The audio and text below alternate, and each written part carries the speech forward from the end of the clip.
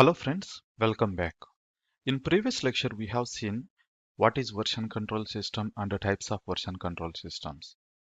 As I said, we are going to use Git as our version control system. In this lecture we are going to see how do we set up our Git environment. To demonstrate this Git course, I am going to use two users, that is developer 1 who is working on Windows system. Developer 1 is going to work on my laptop. I am going to install Git over here. Next, developer 2, we are going to create a Amazon Linux EC2 instance and will use it as a developer 2 so that you can understand how we can work with Git either on Windows or Linux system.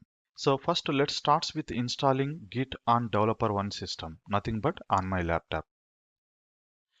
This is my laptop where I should install Git.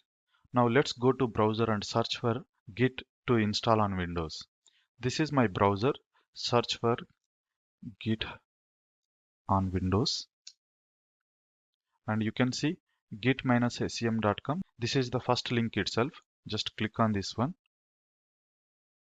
and here you can see downloading Git. We can install Git for Windows. This is for 32-bit and this is for 64-bit.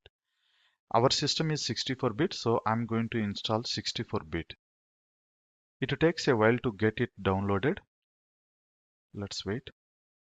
Okay, we have downloaded Git software. Let's install this one on our Windows. Just click on that one so that it is a exe. Anyway, we can install it. To install, we need a admin privileges. I have admin privileges, so let's go. And I'm going with the default settings itself. Nothing to change.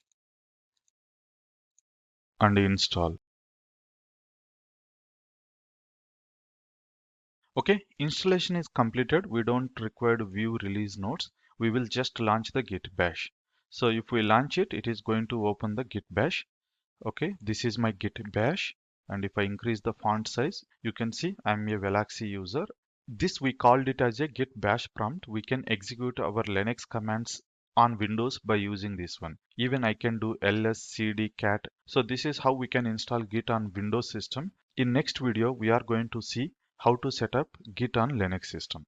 Thanks for watching. See you in the next video.